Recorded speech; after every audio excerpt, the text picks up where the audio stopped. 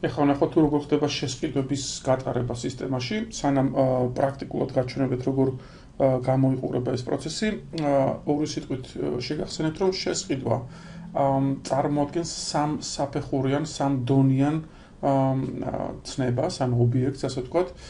შესყიდვა განისაზღვრება პირველ რიგში როგორც მოქმედება, რომელიც კრავს თავის თავში რამოდენიმე ინვოისს, შეიძლება უმეტეს შემთხვევაში ერთი ინვოისი იყოს სრულ, მაგრამ შეიძლება ერთ შესყიდვით მე ორი ინვოისიც კი დავარეგისტრირო, განსაკუთრებით ეს მომენტი იხმარება მაშინ, როდესაც მე რაღაცას ვყიდულობ, ძირითადი ინვოისში მიწერია რაღაცა საქონელი, მაგრამ ამ საქონელის მოტანა ან განბაჟება დაკავშირებულია დამატებითი ხარჯებთან, რომელსაც სულ სხვა მომწოდებელი მაძლევს და მე მინდა რომ ფაქტიურად ზედნადები ხარჯები გადავანაწილო ძირითად ინვოისზე. ამ მიზნისთვის სწორედ გამოიყენება ეს ტექნიკა, რომელიც არის რომ ერთ შესყიდვაში ბევრი ინვოისის მოთავსება. მაგრამ ჯერ განვიხილოთ მარტივი მაგალითი, რომ ერთ შესყიდვაში მე მაქვს ერთი ინვოისი და ამ ინვოისში მე უკვე მექნება გარკვეული რაღაცა რესურსები, რაღაცა მასალები, მაგალითად, რომელსაც ვყიდულობ. შესყიდვას ეწოდება თარიღი, რომელი კომპანიიდან ვყიდულობ, შეიძლება ეწოდეს კომენტარი, უბრალოდ რომ მე ადვილად იდენტიფიკაცია გავაკეთო თუ რომელ შესყიდვაზე არის საუბარი, ანუ აი ამ ზედადონეზე. ინვოისი ეწოდება ვისგან ვყიდულობ, ინვოისის ნომერი, ინვოისის თარიღი, ვალუტა და ასე შემდეგ, ხოლო ინვოისის დეტალს კი ეწოდება თავად რა რესურსი ვიყიდე, რამდენი ვიყიდე, რომელ უბანზე, ან რომელ მატერიალურ პასუხისმგებელ პირს მივეცი, რა ფასად, რა ერთეულის ფასი იყო, სულ რა დამიჯდა და ასე შემდეგ. ეხლა ნახოთ უკვე სისტემაში როგორ გამოიყურება ეს პროცესი. თავარი მენიუდან შევდივარ ტრანზაქციების შესყიდვების რეესტრი და ამ შემთხვევაში მე ვხედავ რომ დღევანდელ დღეზე არაფერი ჩანაწერი არ არის, ამიტომ პირდაპირ მოვდივარ და მივდივარ დღევანდელ დღეს, კომპანია უკვე დამხვდა მეთითებული.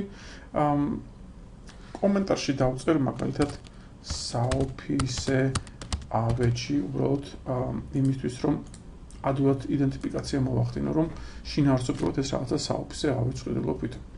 კეთილი და პატიოსანი, აქ მარტო ეს ველები გამოჩნდა, სხვა ჯერჯბელები შეუსებელი არის. მე ახლა უნდა შევიდე ამ შესყიდვების დეტალებში, ეს არის დონე, რომელიც განსაზღვრულია როგორც მიღებული ინვოისების რეესტრი, ეს ფორმატ შემიძლია რომ გავადიდო და ახლა აქ უნდა დავამატო ინვოისი.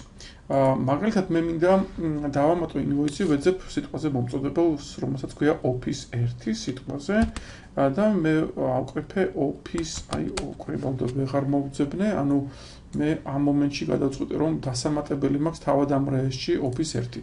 მაშინ მე შემიძლია აი ამ ღილაკს დავაჭირო, აი ახლა უკვე შევა მთლიანად ამ რეესტრში. ეს არის მომწოდებლებისა და კლიენტების რეესტრი. აქაც შემიძლია მაინც გადავამოწმო უცებ ხო არ მოხდა ისე რომ ვერ ნახე, სიტყვაზე წავშალე სხვა ფილტრები და ნახე, office 1 არის მარტო დასახელება პროფილაქტიკა რაღაცა სოფნა, office არ არის. დავამატეთ, ეხლა მივეცი აქ office 1, აბრევიატურად შემიძლია მივცე. აბრევიატურა გამოიყენება უბრალოდ დიდი რეპორტებისთვის, რომელსაც გვინდა რომ მოკლე იყოს დასახელება და არა სრული დასახელება. დასახელებაში კი სრულად შეგვიძლია დავწეროთ. იურიდიული სტატუსი აქვე მივანიჭებთ შპს-ს, მე უნდა ვთქვა ტიპი, ეს შემიძლია არ მივუთითო, მაგრამ აი კატეგორია აუცილებლად მისათითებელი იქნება და ამ კონკრეტულ შემთხვევაში, ესე იგი, რაც შეეხება ჩვეულებრივ მომწოდებლებს, ყოველთვის ვიტყვით generals. ამას მერე გავშიფრავთ თუ რატო, სხვა დანარჩენი აქ შემიძლია გამოტოვო, არის აბსოლუტურად თავისუფალი ველები, რომელიც შემიძლია მივთო და შემიძლია არა. შევინახე, office 1-ზე დავდექი, ამ შემთხვევაში ავირჩიე, მე უკვე ეს არჩეული მაქვს მომწოდებელი და ეხლა უკვე ვიტყვი თარიღს. თქვა დღევანდელი თარიღი, ეს თარიღი სხვადასხვა შეიძლება განსხვავებული იყოს, ეს არის ის ინვოისის თარიღი, თვალნათლიობისთვის მე შემიძლია თქვა აგერ 8, ვითომ გუშინდელი ინვოისი იყო. ინვოისის ნომერი შეიძლება იყოს ნებისმიერი ტექსტი, შეიძლება 1 2 3 4. კომენტარი აქ არაფერს არ დაუწერთ და ამას ლარში ვყიდულობ კურსით 1 გადამხდელი მომწოდებელი, ამასაც მერე გავშიფრავთ. ჯერ ვთქვათ რომ ეს არის მომწოდებლები, ანუ ადგილობრივ მომწოდებლებზე ყოველთვის DGX-ს გადამხდელი მივხვდეთ რომ არის მომწოდებელი. შევინახოთ ეს ტრანზაქცია, მე უკვე ინვოისში დავინახე რომ ეს ინვოისი დარეგისტრირებული მაქვს, ჯერჯერობით თანხებამდე არ მევსვათ, კურსი აქვს დაფიქსირებული, ვალუტა ამ დონეზე, მომწოდებელი ინვოისის ნომერი, თარიღი, კომპანია. შევდივართ უკვე ამის დეტალებში და ეხლა უკვე რესურსი უნდა დავამატო აქ.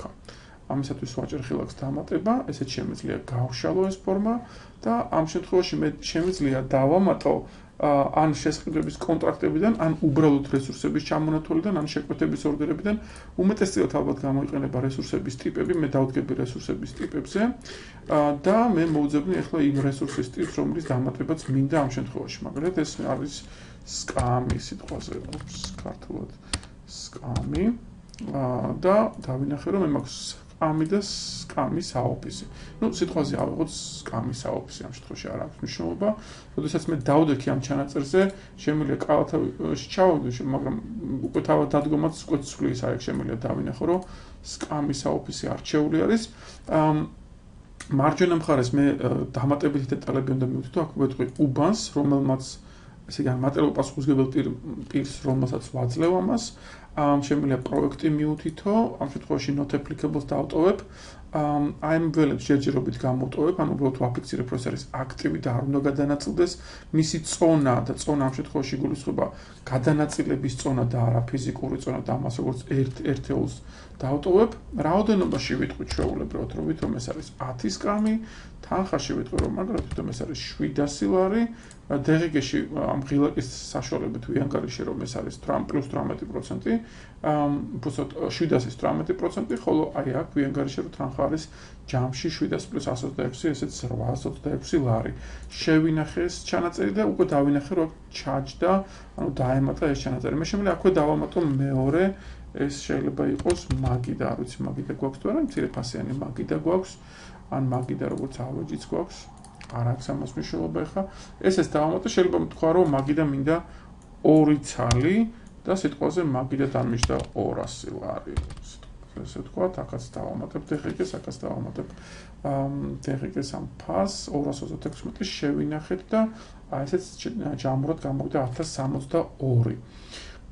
ეს უკვე შენახული არის, ანუ ისეთ ჩანაწერები აქედან შემიძლია თავისუფლად გამოვიდე, დავუბრუნდი ფაქტიურად მე აი ამ ინვოისის დეტალების დონეზე, აქ უკვე დავინახე, რომ ყველაფერი სწორი არის, რომ აქტივი, აგერ კეროლის, მე შემიძლია გადავაწყო ეს, ასე ვთქვათ, ველები და მოვირგო ისე, როგორც ლოგიკური არის და მომწონს.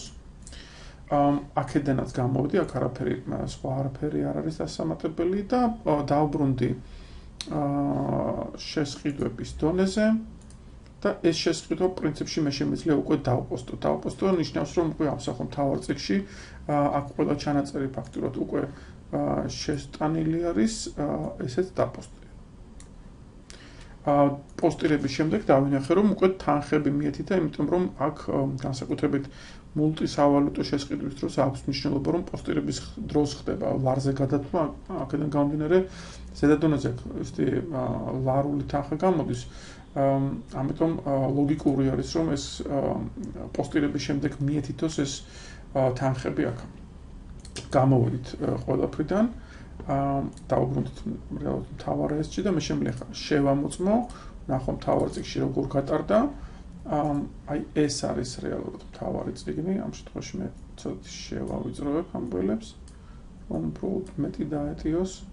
მე შემიძლია რაღაცა ველები აქ მოვაცილოთ დროებით. ეს კომენტარიც არ მჭირდება. აი ესე გადმოვალაგებ. აქ ხედავ, რომ პრინციპში დებიტი და კრედიტი დაბალანსებული არის. აქ გამოყენებული იქნა სატრანზიტო ანგარიში, რომელიც პრინციპში შეგვიძლია იგნორირება გავუკეთოთ, მაგრამ საბოლოო ჯამში ჩვენ დავინახავთ, რომ საოფისე სკამი და მაგიდა აყვანილი არის 700 და როგორც 200 ლარი, აყვანილი არის 16.00-ზე, იმიტომ რომ ესე იყო მითითებული კონფიგურაციაში, სისტემის კონფიგურაციაში, ეს შეიძლება განსხვავებულიც იყოს. აქ გვაქვს Office 1 როგორც 31.00, ესეც კონფიგურირებული იყო ამნაირად და პრინციპში ამ დონეზე მე ვხედავ, რომ აი მის კომენტარი არის რაღაც invoice 1234. ასევე ცხრილში და ბმულის სახით მე შემიძლია ეგრევე დავინახო თუ საიდან მოდის, ანუ რა არის მისი მშობელი ტრანზაქცია, ასე ვთქვათ, ცხრილი და რომელი ნომერი ტრანზაქციამ წარმოქმნა ეს ჩანაწერი. ფაქტობრივად ჩვენმა შესყიდვამ აი მთელი ეს წყება დებიტური და კრედიტული გატარებების წარმოქმნა და პრინციპში ეს არის მთავარ წიგნში როგორც აისახა. ასეთნაირად გადავამოწმეთ ჩვენ ეს მხარეც. პრინციპში ეს არის სულ როგორც აისახება შესყიდვა. რეალურად თუ კი ვიტყვით რომ შესყიდვა მაქვს კომპლექსური და აი ამ შესყიდვაში მე მინდა რომ შიგნით შემიდე და კიდევ სხვა ინვოისი დავამატო, აქაც შემიძლია შემოვიდე და ახალი ინვოისის დამატება მივცე და უბრალოდ როდესაც ყველა ინვოისის დამატებას მოვრჩები, მერე უნდა იქნას გადაპოსტები, ანუ ესეთი მერე უნდა დაიპოსტოს მთავარი შესყიდვა და არა რეალურად დაპოსტილ შესყიდვაში მე ახალ ინვოისს ვერ დავამატებ. მაგრამ პრინციპში მთელი გზა დანარჩენი ყველაფერი იგივე იქნება. აქედან გამომდინარე ეს არის ის პროცესი, თუ როგორც გამოიყურება მარტივი შესყიდვის დამატება სისტემაში.